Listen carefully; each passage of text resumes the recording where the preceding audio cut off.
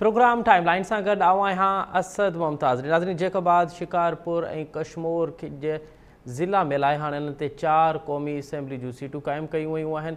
सिंध कराची खां अलावा मजमूई तौर ते सिंध जूं 4 सीटूं जेके आहिनि उहे घटि थियूं आहिनि ऐं मुख़्तलिफ़ ज़िलनि जूं सीटूं घटि थियूं आहिनि ऐं कराची जूं 4 सीटुनि वधियूं आहिनि। त हीअ का पॉलिटिकल डेमोग्राफी तब्दील पई थिए। गुज़िरियल केतिरे ई अरसे खां सिंध जूं सान्यावंद पार्टियूं सिंध जा शऊरमंद माण्हू इन ॻाल्हि जो ज़िक्र करे रहिया हुआ त सिंध जी वहदत सां छेड़छाड़ थिए पई, उनखे टेक्निकल अंदाज़ सां कयो वेंदो। हींअर असांखे टेक्निकल अंदाज़ उहो नज़र बि अचे पियो जंहिं तरीक़े सां सेंसस थी ऐं डिजिटल सेंसस जे नाले सां जंहिं तरीक़े सां रिगिंग कई वई ऐं उनखां पोइ पीपल्स पार्टी जो जेको हिकिड़ो किरदारु रहियो आहे उन में उहो पिणु सवाल निशान आहे। उनखां पोइ CCI जो इजलास थियो, उन में उन वक़्त जे वॾे वज़ीर CCI जे इजलास में रज़ामंदी ॾेखारी ऐं उनखां पोइ हीअ जेका डिलिमिटेशन वारो मामिलो आहे उहो क़ाइमु थियो आहे।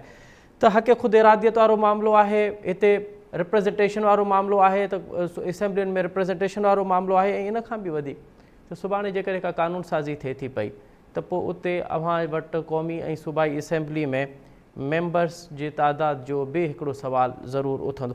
त इन तमामु तर मामलनि ते ॻाल्हाईंदासीं त हीअ जेको डिलिमिटेशन वारो मामिलो थिए पियो इन जा मुस्तक़बिल में सिंध जी पॉलिटिकल डेमोग्राफी ते कहिड़ा असर पवंदा।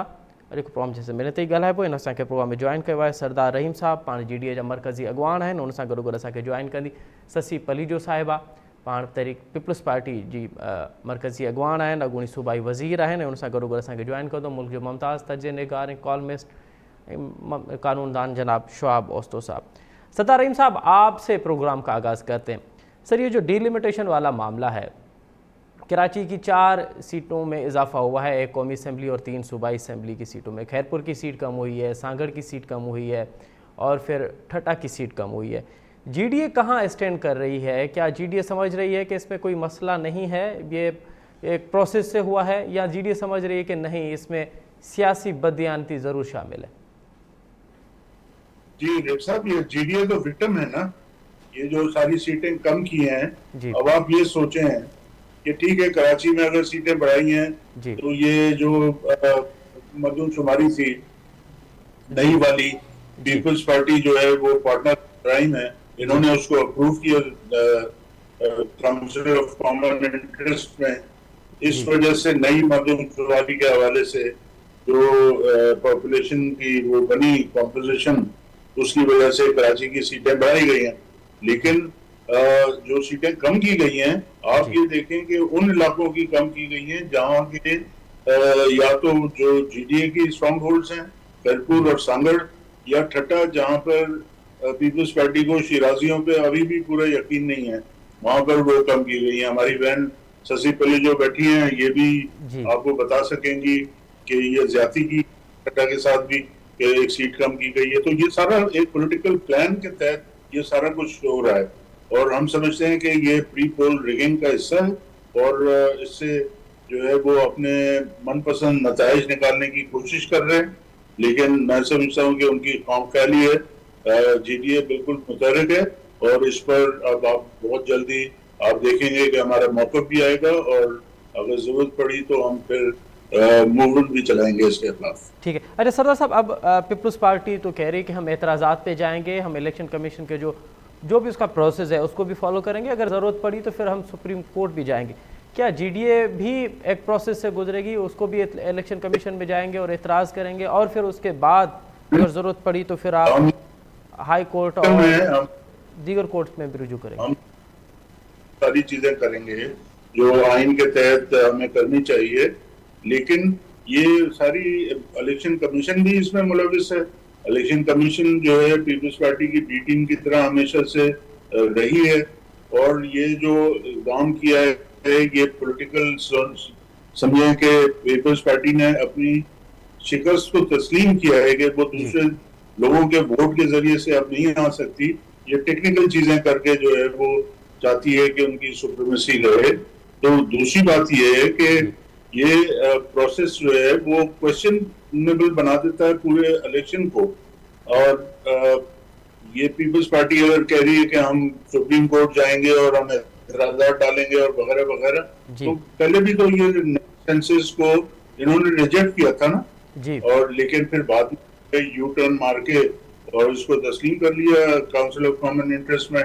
और जो उसकी वजह से जो आपने पहले जिक्र किया जी पॉलिटिकल जो डेमोग्राफी। का वो भी तब्दील करने की कोशिश की गई है। पॉलिटिकल कलर जो है वो भी इलाकाई लेवल पे तब्दील करने की कोशिश की गई है। ठीक है सरदार साहब, आप हमारे साथ ही रहिए। शशि पलीजो साहिबा भी हमारे साथ हैं। हम ज़रा पीपल्स पार्टी का मौक़िफ़ ले लें, फिर मैं दोबारा आपके पास आता हूँ। शशि साहिबा, प्रोग्राम में खुश आमदीद।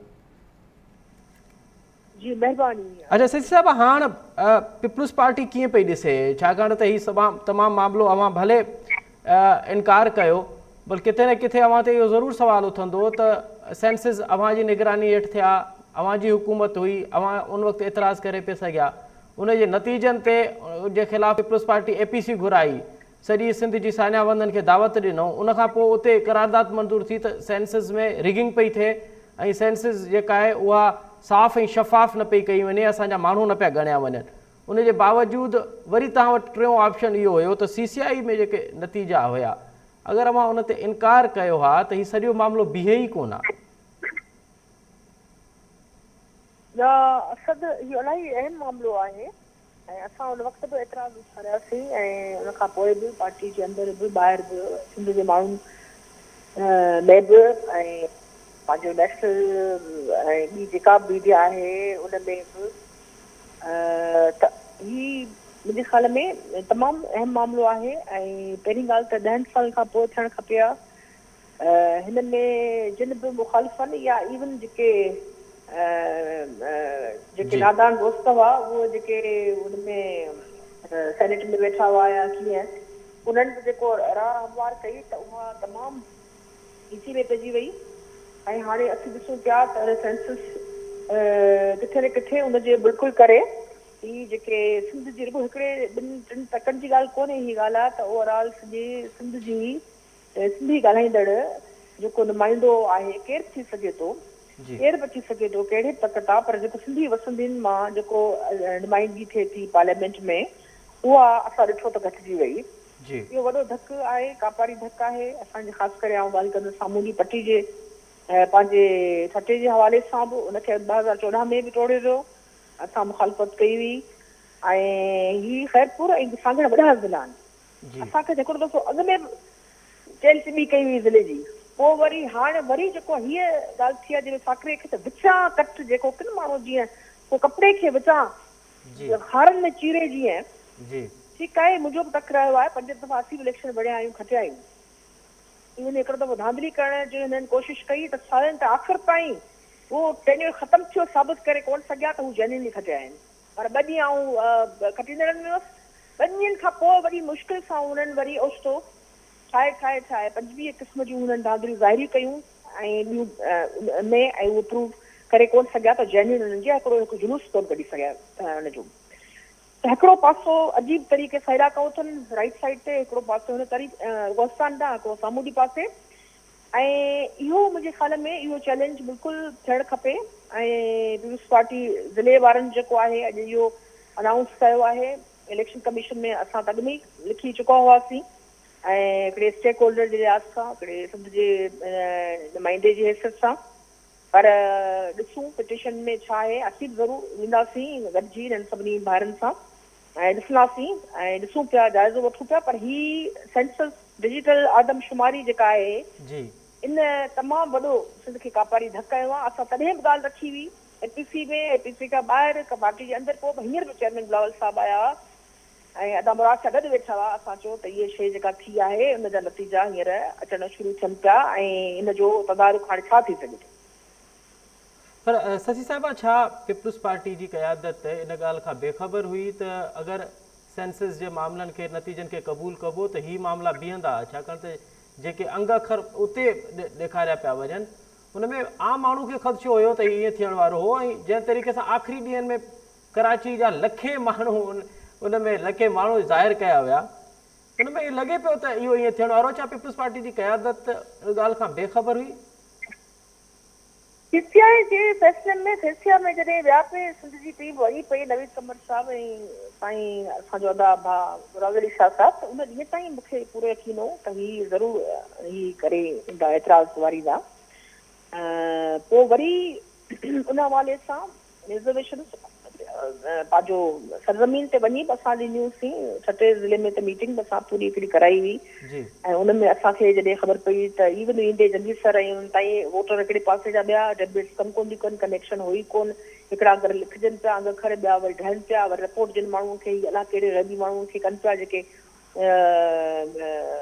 कई पई अदद शुमार, उहे वरी हेठि मथे थियनि पिया। त असां त इलाही वठ पकड़ घाए घोड़ा कईसीं, पर CCI में ख़ुदि जेके निगरान वज़ीर आला वेठा हुआ, छो कॉन्स्टिट्यूशन में केयरटेकर चीफ मिनिस्टर त लिखियल ई न आहे, जेका फॉर्मेशन आहे CCI जी।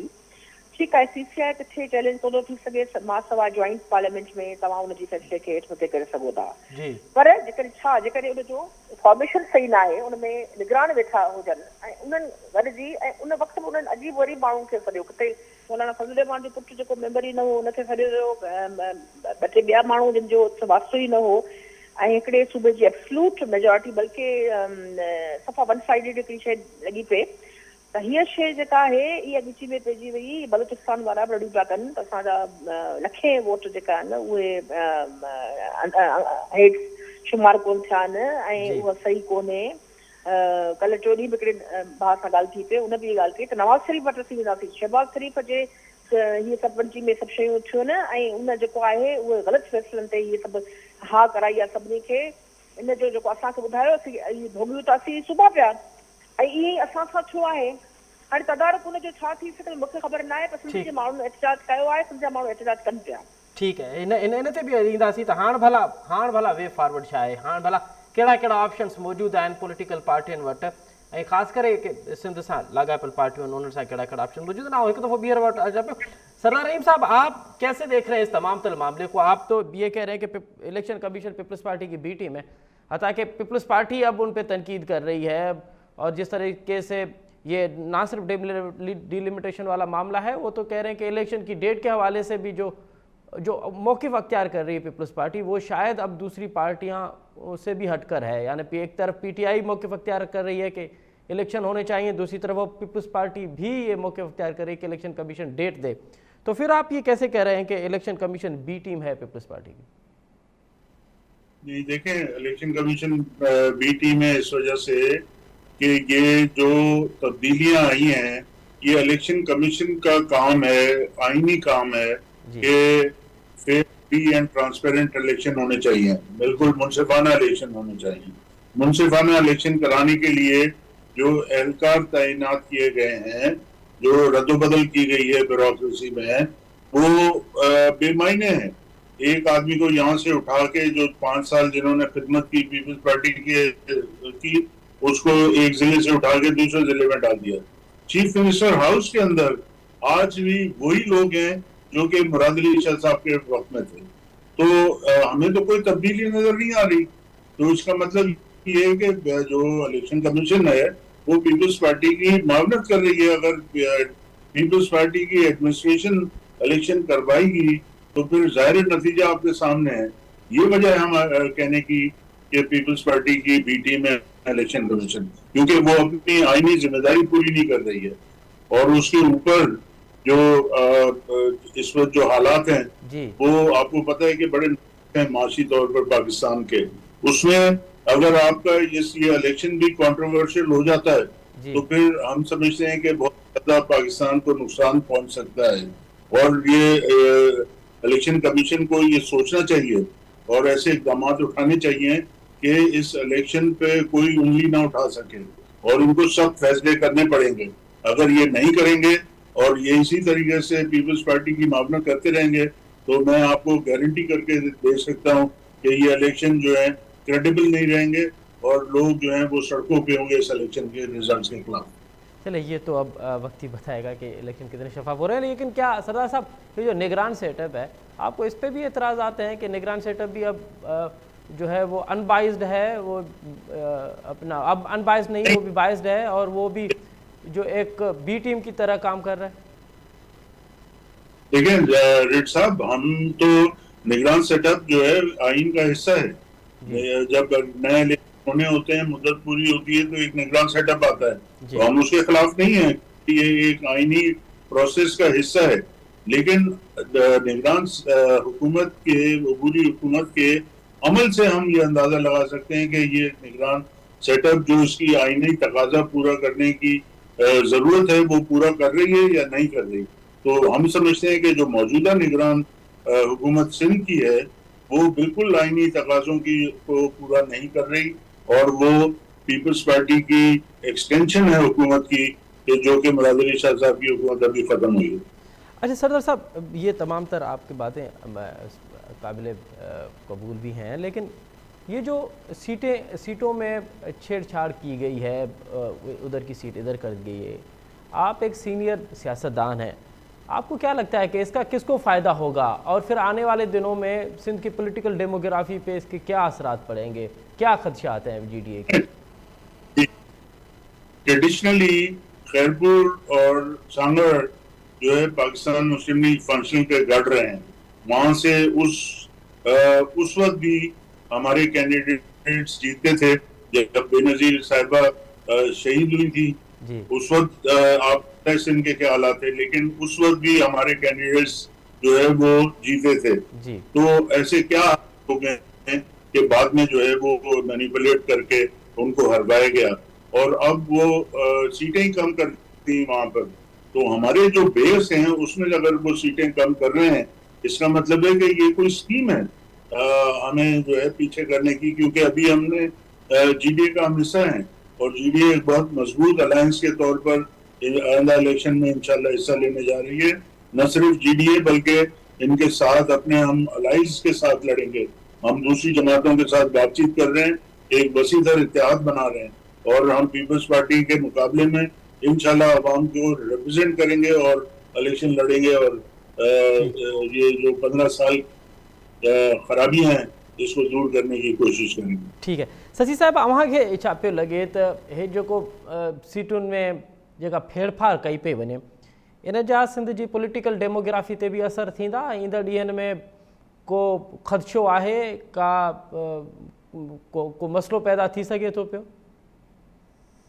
पहिरीं त दासद ऐं पंहिंजे भाउ सरदार अब्दुल रहीम साहिब जी ॻाल्हि जो थोरो इहो ज़रूरु रखंदसि, मुख़्तसिर टाइम आहे ऐं पंहिंजी ॻाल्हि करणु चाहियां. पर सांगड़ ऐं खैरपुर मां पीपल्स पार्टी बि तमामु सुठी रिज़ल्ट सां कामयाबु थींदी रही आहे, ॾुखियनि हालतुनि में बि ऐं पोइ बि. ऐं ठटे में बि जॾहिं असां इतादी न बि हुआ तॾहिं मुशरफ जे ज़माने में बि इहा सैकड़ो सीट वाहिद हुई जॾहिं 9 तालुकनि में असां खटी हुई ऐं केॾियूं धांधलियूं थियूं. ऐं मुंहिंजा जेके बि एजेंट हुआ इलेक्शन जा उहे सभु हिकिड़े इलाइक़े में उबता टंगिया पिया हुआ. मूं दरियूं खोले ॿाहिरां माण्हू खे यारे पनूर ते तव्हां एजेंट कयो मुंहिंजा. ऐं ईअं असां डिक्टेटर वारे ॾींहंनि में बि सीटूं खटियूं. त ईअं कोन्हे त पीपल्स पार्टी जो वोट बैंक न आहे. हिकिड़ी ॻाल्हि तव्हां ॾाढो सुठो ई सुवालु कयो त हिकिड़ो त हिन जेको आउं मिसाल ॾियां थी साकरे वारो ठटे वारो, त इन में 5.5 लखनि ते सूबाई तक, कैन यू बिलीव इट? हिकिड़ो विचड़ियल ज़िलो जंहिंमें डेल्टा आहे, जंहिंमें पाणी जी उड़ाथ आहे, जंहिंमें अधु पलाण थिए थी, जंहिंमें इलाही इशूज़ आहिनि, जंहिंमें अहम त आहे तख़्तगा त रहियो आहे पर जंहिंखे बार बार टोड़ियो बि वियो आहे हुन खां पहिरीं. ऐं उन सां इलाही हवालनि सां इलाही नाइंसाफ़ियूं रिप्रेज़ेंटेशन में नुमाइंदगियुनि में माज़ी खां वठी तव्हां ॾिसो पिया उहे थींदियूं रहियूं न. आउं ख़ुदि 10 साल सूबो बदल रही आहियां, 10 साल सूबो बदल रही आहियां ऐं सूबे में नुमाइंदगी में कोन रही आहियां, सेनेट में हुअसि या किथे बि हुअसि. पोइ हाणे जेको आहे इलेक्शन में ज़रूरु मुंहिंजी ख़्वाहिश आहे ऐं ज़रूरु इनशाला इलेक्शन विढ़ंदासीं ऐं पार्टी जेको आहे उहा ज़रूरु उन हवाले सां जेको आहे ॻाल्हि कई आहे. पर उन में पार्टी खे ऐं असांखे ॾिसणो पवंदो त हीअ जेके नुक़सान थिया आहिनि उनजो पूरो कीअं कजे. हाणे मलीर में तव्हां ॾिसो 3.5 लख प्लस उन में हिकिड़ो तक आहे सूबाई. हिते टेक्निकली ऐं जेके वाजिबु हींअर अंग अखर आहिनि उन में 3% थी सघनि था. 10% तव्हांजी इलेक्शन कमीशन जे रूल्स मूजिबि हेठि मथे में उहो एक्सेप्टेबल आहिनि. पंजाब जो खणी सिस्टम ॿियो हुजे, पंजाब में त तव्हां 3+ लख 3.25 लख में तक आहे.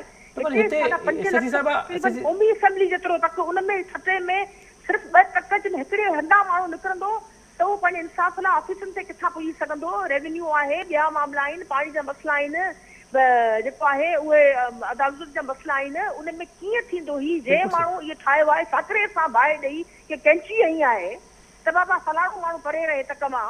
सची साहिब, अवां जी ॻाल्हि खे बिल्कुलु अवां सही पिया चओ त 5 लख वारो जेको हल्को आहे उहो ॾाढो अजीब असांजे सम्झ में अचे पियो।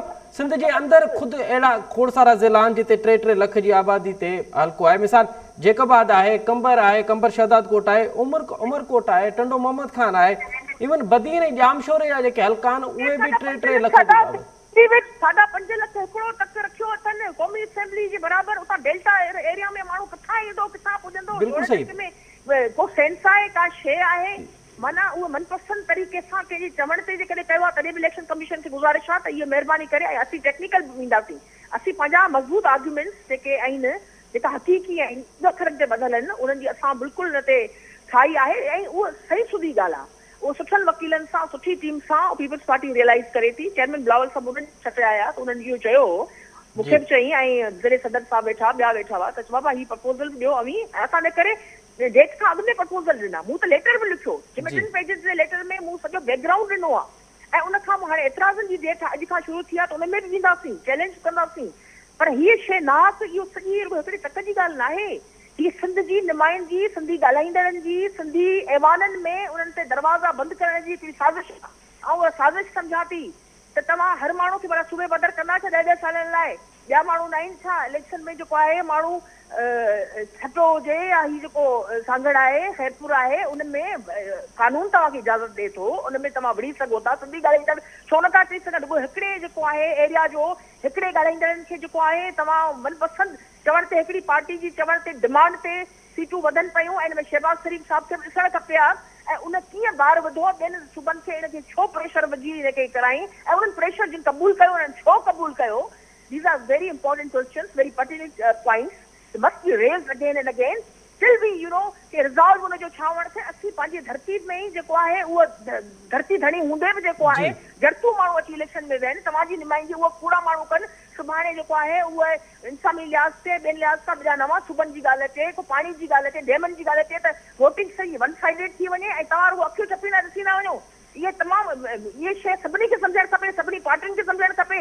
तव्हां जेसी धरती खे इंडिजिनस माण्हू खे उन्हनि तकनि मां नथा आणियो ऐं उन्हनि जा तक जोड़ाइण बंदि नथा कयो ऐं उन्हनि जी जेको डेमोग्राफी में हथशुरान बंदि नथा कयो तेसि ताईं तव्हांजो political system rule of law सखनि में जेको वाक़ियो थियो आहे तव्हां सम्झो त सही आहे ऐं उनजी जेको आहे उहो मज़म्मत कयां थी चवां थी सही इन्वेस्टिगेशन थियणु खपे उन ते ठीकु आहे।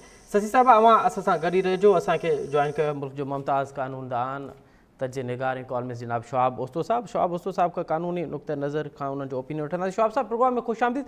शहाब साहब हाणे इहो ॿुधाइजो त हे जेका तकबंदियुनि में फेरफार कई पई वञे, ख़ैरपुर, सांगड़, ठटे ऐं शिकारपुर जूं सीटूं, जेकबाद जूं सीटूं घटि कयूं वयूं आहिनि ऐं कराची जूं सूबाई सीटूं ऐं हिकिड़ी क़ौमी असेंबली जी सीट में इज़ाफ़ो कयो वियो आहे, इन जा सिंध जी पॉलिटिकल डेमोग्राफी ते के असर पवंदा? अव्हांखे लॻे थो पियो त ईंदड़ ॾींहंनि में के मसइला पैदा थी सघनि था पिया? ॾिसो हिकिड़ी अफ़सोसनाक सूरत हाल आहे जी सर। सिंध जे माण्हुनि सां जेको छा चइजे जेको पीपल्स पार्टीअ जी जेका क़यादत आहे, पीपल्स पार्टी त न चवंदुसि ज़रदारी साहिब जो लॾो आहे जी, त इहो सॼो जेको कुझु बि थी रहियो आहे हिन वक़्तु जेको तव्हां ॾिसो था इहो हिन में सॼी जेका आहे सो हिननि जी मर्ज़ी शामिल आहे। इहो सॼो जेको बि तव्हां ॾिसो था डेमोग्राफिक शिफ्ट इन में इहो हिकिड़ो स्क्रिप्टेड आहे सॼो जी, छाकाणि त इन सेंसस करण जी का ज़रूरत कोन हुई। 10 सालनि जो टाइम हूंदो आहे, 5 सालनि में सेंसस थियो हिकिड़ी ख़ासि पार्टीअ जे मुतालबे ते या हुनजे जेको आहे सो इसरार ते, उन खां पोइ ख़ामोशीअ सां वञी CCI ने जिते इहो बहस थियो इहा ॻाल्हि ॿुधाई वई त कॉन्स्टिट्यूशनल अमेंडमेंट्स जी ज़रूरत न आहे छाकाणि त नेशनल असेंबली जूं सीट्स जेके आहिनि मुख़्तलिफ़ प्रोविंसिस में साॻियूं रहंदियूं। प्रोविंशियल असेंबली जूं सीट्स जेके आहिनि सिर्फ़ु उहे सूबनि में डेमोग्राफिक जेको शिफ्ट थियो आहे रूरल खां अर्बन में उन जे नतीजे में ऐं साफ़ तौर ते इहो सिंध जे हवाले सां हुयो त कराचीअ खे सीटियूं मिलंदियूं ऐं उते पीपल्स पार्टीअ जी जेको असांजो स्टैनफर्ड जो पढ़ियल आहे चीफ मिनिस्टर साहब उते वञी उन ते सिग्नेचर कई ऐं कंसेंसस सां अनकॉन्स्टिट्यूशनल को फ़ैसिलो थियो छाकाणि त जेको 2 चीफ मिनिस्टर हुया हिकिड़ो केपी जो, ॿियो पंजाब जो, उहे अनकॉन्स्टिट्यूशनल चीफ मिनिस्टर्स आहिनि, अनरिप्रेज़ेंटेटिव आहिनि। जी उन्हनि खे घुरायो वियो ऐं रातो राति जेको आहे सो इहो ख़ामोशीअ सां सभु कुझु फ़ैसिलो थियो, सिग्नेचर थी विया कंसेंसस सां। मां वरी थो वरजायां, कंसेंसस सां जेको आहे सो इहो फ़ैसिलो करे उन खां पोइ वाॻो वारा जेको आहे सो हाणे घोड़ा था ॻड़नि त इहो ज़ुल्म थी वियो असां सां। इहो सॼो जेको बि ड्रामो आहे, इहो ड्रामो आहे बेसिकली ईंदड़ जेका इलेक्शन्स थियनि थियूं जी सर उन में MQM सां अलायंस करणो आहे ज़रदारी साहब खे। पुठियां हिननि खे सॼो स्क्रिप्ट मिलियल आहे। सिंध सां हमेशह हिननि सौदेबाज़ी कई आहे, सिंध जूं ज़मीना भींग करे छॾियूं अथऊं। हाणे कराचीअ खे मज़बूत करणो आहे, इलेक्टोरली एतिरो पावरफुल करणो आहे जो जेको सिंधी माण्हुनि जो जेको हक़ हुकुमरानी आहे, जेको मेजॉरिटेरियन प्रिंसिपल ते तव्हांजो हिकिड़ो जी सर आइनी हक़ आहे, जी हाणे सर उन खां बि जेको आहे सो मां सम्झां थो जेको इहो रिश्तो शुरू थियो आहे हाणे तव्हां ॾिसंदव त इहो कराची जूं सीटियूं तव्हांखे अल्टीमेटली जेका तव्हां जेको सवाल था कयो मां हुनजो हाणे थो जवाबु ॾियां त अल्टीमेटली जॾहिं डेमोग्राफिक शिफ्ट थींदो जी सर ऐं सीटियूं जॾहिं रूरल खां अर्बन में शिफ्ट थींदियूं त सिंध जे माण्हुनि जो जेको हक़ हुकुमरानी आहे उहो बि ख़तमु थी वेंदो।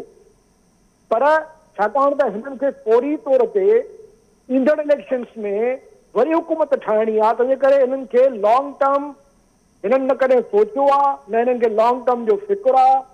ज़रदारी साहब जी डॉक्ट्रिन ई इहा आहे त तव्हां हुकूमत में वेहो, खाओ पीओ कयो, सिंध जूं ज़मीना खपायो, वॾनि खे ख़ुशि रखो, वोटारनि खे ख़ुशि रखो, इलेक्शनियूं खटी अचो ऐं खटंदे पवनि सिंध जा माण्हू। तो हाणे मां त मूंखे त लॻे थो त इहो हिकिड़ो यानी इट इज़ एन आयरनी त हे हाणे वेही सिंध जे माण्हुनि खे बेवकूफ़ बनाइण जी कोशिशि था कनि त असां सां वॾो वेसाउ थी वियो, असां सां वॾो जेको आहे वॾो फ्रॉड थी वियो आहे। इहा ॻाल्हि बिल्कुलु सही पिया कयो त अगरि CCI में वॾो वज़ीर उन वक़्तु इनकार करे आहे, छाकाणि त हिकिड़ो बि माण्हू अगरि इनकार करे आहे त CCI मुतफ़िक़ फ़ैसिले न थिए हा त पोइ इहो मामिलो बीहे न आहे। पर पीपल्स पार्टी जा त उते ॿ माण्हू मौजूदु हुया, नवीद कमर साहब बि मौजूदु हुयो ऐं वज़ीर आला बि मौजूदु हुयो। पर शौब साहब हाणे ऑप्शन्स कहिड़ा आहिनि सर? हे कि तकबंदियुनि वारो मामिलो बीहे थो पियो, हिन जा क़ानूनी तौर ते ऑप्शन्स असां वटि कहिड़ा बचिया आहिनि? छा इन जेको एतिराज़ वारो मामिलो आहे इहो उन में प्रोसेस में वञणु घुरिजे या इन खां पोइ अदालतुनि खे बि चैलेंज करे सघिजे थो? ॾिसो हिननि वटि हाणे सिर्फ़ु हिकिड़ो ई वञी टेक्निकल जेको तव्हां ऑब्जेक्शन फाइल करे सघो था, जंहिंजी एजुकेशन बि जेको आहे सो इलेक्शन कमीशन पाण कंदी। जी सर। ऐं उहो त हिकिड़ो मां सम्झां थो त ऑलरेडी लॉस्ट कॉज़ आहे, छाकाणि त PCI में जेको सेंसस जंहिंजे बुनियाद ते इहा डेमोग्राफी चेंज थी आहे उन ते हे पहिरियों ई अग्री करे चुका आहिनि। जी सर। तंहिंजे करे हे सुप्रीम कोर्ट में कोन था वञी सघनि, PCI जे फ़ैसिले खे हे चैलेंज कोन था करे सघनि। जेकॾहिं वधि में वधि का थोरी घणी थी त उहा तकबंदियुनि ते थींदी। सही। PCI जो जेको फ़ैसिलो आहे उहो पंहिंजी जाइ ते क़ाइमु आहे। अशफाक साहब हीअ ॻाल्हि सम्झणी आहे, अशफाक साहब इहा ॻाल्हि छाकाणि तव्हां खां सम्झण जी असां बि सम्झण जी कोशिशि पिया करियूं ऐं नाज़रीन बि सम्झण जी इहा कोशिशि कंदा हूंदा त अवां पिया चओ त CCI जो छाकाणि त हाणे फ़ैसिलो थी चुको आहे उन ते जेका डिजिटल सेंसस जा जेके नतीजा आहिनि उहे एज़ इट इज़ रहंदा, बाक़ी जेको तकबंदियुनि वारो मामिलो आहे, डिलिमिटेशन वारो मामिलो आहे, उहो कंहिं हद ताईं किथे चैलेंज करे सघिजे थो? ॾिसो डिलिमिटेशन जो जेको मामिलो आहे उन में वधि जिन जूं सीटियूं जेको आहे सो खयूं अथऊं जी सर उहे वञी हाई घोड़ा कंदा। जी उहे सर। इलेक्शन जी मर्ज़ी आहे, मञे न मञे उन खां पोइ वञी हाई कोर्ट वेंदा, तेसि ताईं इलेक्शनियूं थी वेंदियूं। इहे मामला हाणे जंहिं ॾिसो इहो हिननि जो पुराणो स्टाइल आहे ज़रदारी साहब जो त हो पूरी कोशिशि कंदो आहे त पंहिंजे मक़सदनि लाइ सिंध खे दाव ते लॻाए छॾिजे ऐं उन खां पोइ जॾहिं को अहिड़ो प्रॉब्लम थी थो वञे पब्लिक प्रेशर वग़ैरह ईंदो आहे त उहो रिवर्स थी वेंदो आहे। पर हे मामिलो अहिड़ो आहे जेको रिवर्स न थींदो, छाकाणि त हिननि उसूली तौर ते कानूनी लिहाज़ खां आइनी लिहाज़ खां हिननि पंहिंजा हथ वढाए छॾिया आहिनि। ऐं मां बिल्कुलु इन ॻाल्हि खे तस्लीम न कंदुमि त हिननि सां को हथु थी वियो आहे। हिननि पूरी सिंध सां हथु कयो आहे, पहिरियों हथु न कयो आहे, हिननि हथु कंदा रहिया आहिनि। हिननि जंहिं तरीक़े सां सिंध खे 15 साल पंहिंजी जागीर बणाए हलायो आहे ऐं सिंधी माण्हू जेको हिन वक़्तु दरबदर लॻो पियो आहे, जानवर खां बि हुनजी बदतर ज़िंदगी आहे। हिननि जेको भोतारनि खे ठठे खां वठी कंबर शहदाद को ताईं हिननि पूरी सिंध खे जेको आहे 25-30 भोतारनि सरदारनि ठगनि जे हवाले करे छॾियो आहे। हिकिड़ा भोतार हेठि आहिनि जेके असां जे मथां वेठा आहिनि, हिकिड़ा भोतार अहिड़ा आहिनि जेके हिननि जे मथां वेठा आहिनि। जी सो हिननि जी डॉक्ट्रिन आहे इहा, ज़रदारी साहब जी डॉक्ट्रिन इहा ई आहे त वॾनि भोतारनि खे असां ख़ुशि कंदासीं, नंढा भोतार पाण ई असांखे ख़ुशि कंदा। तो हे सॼो सिंध जो सौदो आहे, सिंध खे बर्बाद करण जी पूरी जेको आहे हिकिड़ी मुसलसल हिकिड़ी स्क्रिप्ट आहे जेके ज़रदारी साहब हले थो। सिंध जूं ज़मीन हिननि खपाए। डेमोग्राफी जो तव्हांखे फिकुर थियो आहे 3 सीट जे करे। डेमोग्राफी जो फिकुर त कयो त कराची खां वठी हैदराबाद ताईं, हितां ठठे खां वठी कराची ठठो हैदराबाद ताईं ॿिनी तरफ़नि खां तव्हांखां ज़मीना खसिजी वयूं आहिनि। अॼु ॾींहं ताईं जेको आहे 15 सालनि में हिन सिंध जी गवर्नमेंट जेको आहे सो ॼाणी ॿुझी ज़मीना ॻोठनि जूं सर्वे न कराई आहे त जीअं रातो राति जेको आहे सो उन्हनि ॻोठनि खे माण्हुनि खे हुतां जो डिस्प्लेस करे ईअं पंहिंजे लैंड माफियाज़ ऐं पावरफुल माण्हुनि खे ॾियनि। डेमोग्राफिक थ्रेट इहो आहे, तव्हां खां कराची खां हैदराबाद ताईं ज़मीना खसिजी वयूं आहिनि। ठठो सॼो तव्हांजो पठान ठाकरो ताईं कटी बंदर ताईं पठान तां दुनिया जान कटी थी वई आहे। 12 लख एकड़ ज़मीन ज़रदारी साहब ॾिनी आहे जेको आहे सो सिर्फ़ु ज़ुल्फ़िकार जे नाले में। हीअ गेम ई सॼी लैंड जी आहे। इन करे डेमोग्राफी जो तव्हां फिकुर न कयो, डेमोग्राफी असांजी बर्बाद थी चुकी आहे। ऐं इहो बि मूंखे इजाज़त ॾियो त मां चवां त for all practical purposes Zardari साहब साउथ जो जेको हुननि जो मुतालबो आहे साउथ प्रोविंस, उहो प्रैक्टिकली असांखां ज़मीना खसे, डेमोग्राफी शिफ्ट करे साउथ जो प्रोविंस हुननि खे ठाहे ॾिनो आहे। न त हिकिड़ी नालायक गवर्नमेंट, करप्ट गवर्नमेंट खे 15 साल छो ॾियारी वेठा इन्हनि तोहफ़नि जे करे। This was the only reason. Thank you very much Shoaib Usto साहब to him because of that. जी थैंक यू वेरी मच, वॾी महिरबानी शोआब उस्तो साहब तव्हां ॾाढो तफ़सीली तौर ते पंहिंजो नुक़्ते नज़र पेश कयो। सरदार रहीम साहब, आपने बड़ा तफसीली सुना सरदार शोआब ओस्तो साहब को। उनका ये कहना है कि अब फ़कत एक ऑप्शंस है, क्योंकि CCI का फैसला हो चुका है। अब डिजिटल सेंसस वाला जो मामला है वो तो जो जॉइंट इजलास होगा उसमें ही उसको चैलेंज किया जा सकता है। डिलिमिटेशन वाले मामले पे थोड़ा सा है हमारे पास अब भी ऑप्शंस हैं। लेकिन मेरा सवाल ये होगा आपसे कि पीपल्स पार्टी तो एतराज़ कर रही है, ये MQM किस खुशी में जश्न मना रही है सर?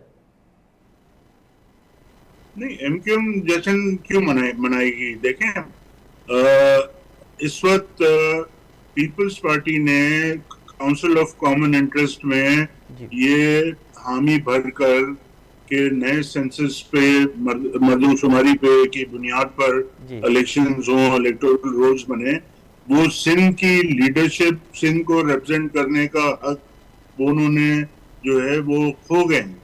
क्योंकि अब वो इस स्टांस के बाद कि जो कि नई मर्दमशुमारी थी उसमें बहुत सारे फॉल्ट्स थे और उन्होंने खुद भी उसकी मुखालफत की थी, वो उसको फिर उन्होंने एक्सेप्ट कर लिया। तो उन्होंने सारा गेम जो है वो खुद ही अपने हाथ से वो दूसरों को दिया है। तो अब वो कंप्लेन किस बात की कर रहे हैं? वो उनके बारे में तो अगर ये कहें कि अजीब तेरी सियासत, अजीब तेरा जो वो है कि तू क्या कहते हैं उसको के साथ भी मतलब वो है शेर मुझे याद नहीं आ रहा कि ठीक है। लेकिन मतलब सरदार साहब, आपकी मौजूदगी का हम फ़ायदा उठाते हैं। अब ये डिलिमिटेशन वाला मामला तो एक प्रोसेस में है, यकीनन उसके बाद हम इलेक्शन आने वाले हैं। तो क्या आप समझ रहे हैं कि पीपल्स पार्टी को GDA टफ टाइम देने के लिए तैयार है? और हाँ तो फिर कैसे दे पाएंगे सर आप? क्योंकि 15 साल की उन्होंने हुकूमत की है और फिर जिस तरीके से शोआब ओस्तो साहब कह रहे हैं कि उन्होंने एक वडेरों और सरदारों को जिस तरह से मजबूत किया है, बहुत मुश्किल है। लेकिन फिर भी अगर GDA समझ रही है कि टफ टाइम देगी तो फिर कैसे सर?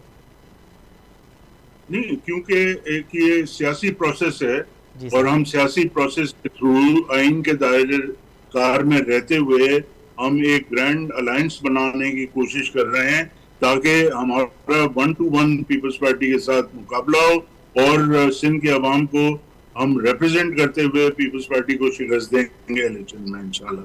पॉलिटिकल इश्यूज पर क्योंकि 15 साल का हिसाब हम मांगेंगे, जो खरबों रुपए इन्होंने जो अपनी जेबों में डाले हैं उसका हिसाब मांगेंगे, इन्होंने जो सैलाब ज़दगान के साथ ज्यादतियां की हैं उसका हिसाब मांगेंगे, जो अस्पतालों के इस वक्त जो हालात हैं कि लोग रेडियो पे मरीजों को अस्पताल ले जाना पड़ता है उसका हिसाब मांगेंगे, स्कूलों को जो इन्होंने बर्बाद किया है, सिंध की जो आइंदा की नस्ल को इन्होंने इस वजह से नुकसान पहुंचाया है और सिंध को नुकसान पहुंचाया है उसका हिसाब मांगेंगे, और दीगर तमाम जो सियासी मामलात हैं اس کا ہم حساب مانگیں گے.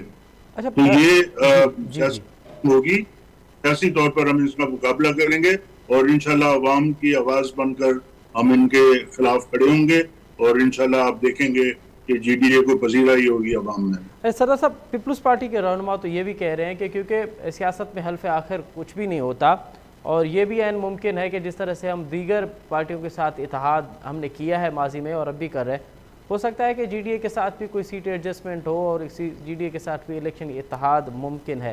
کیا جی ڈی اے بھی سمجھ رہی ہے کہ وسیع تر سیاسی مفاد میں پیپلز پارٹی کے ساتھ بھی ایک اتحاد ممکن ہے؟ میں سمجھتا ہوں خواب دیکھنے میں کوئی پابندی نہیں ہے, یہ خواب دیکھتے رہیں اور الیکشن کا ٹائم آ جائے گا پھر ان کو پتہ لگ جائے گا. یہ گھبرا کے عجیب باتیں کرتے ہیں. وہ انہوں نے کسی صاحب نے کہا کہ جی 80% لوگ ہیں ہمارے ساتھ رابطے میں, تو بتائیں نا کون سے 80%. تو یہ ساری فضول بات ہے, ان پہ میرے خیال کمنٹ کرنا بھی بیکار ہے. بہت شکریہ سردار رحیم صاحب, سسی پلیجو صاحبہ, شعاب بوستو صاحب, وہاں ٹرن موضوع میں جی وڈی مہربانی. ناظرین, وہاں Peoples Party G D A جو موقف بدو, شعاب بوستو صاحب جو یہ نقطہ نظر آئے تو چھاکان تو سی سی آئی میں ڈیجیٹل سینسس کے حوالے سے فیصلو تھی چکو ہے. سی سی آئی جو فیصلو فقط جوائنٹ پارلیمنٹ میں ہی چیلنج کرے سکجے تو. ہن وقت قومی اسمبلی ہے کون, فقط سینٹ ہے تو سی سی آئی کے فیصلے کے تو چیلنج نتو کرے سکجے. ہاں باقی یہ ایک تقبندن والا معاملو ہے, یہ election commission what election commission کا پو ہائی کورٹ سپریم کورٹ میں بھی ان کے چیلنج کرے سکجے تو پو. ہاں ڈسنو یہ ہے تو یہ تقبندن والا معاملو الیکشن کمیشن ان حوالے سے حتمی فیصلو کیڑو تھی کرے تو وقتی بدائیں تو پروگرام جو وقت میں پجانی دے تو پہچے. اسد ممتاز ریڈ کے ڈینا اجازت, سدائیں گے.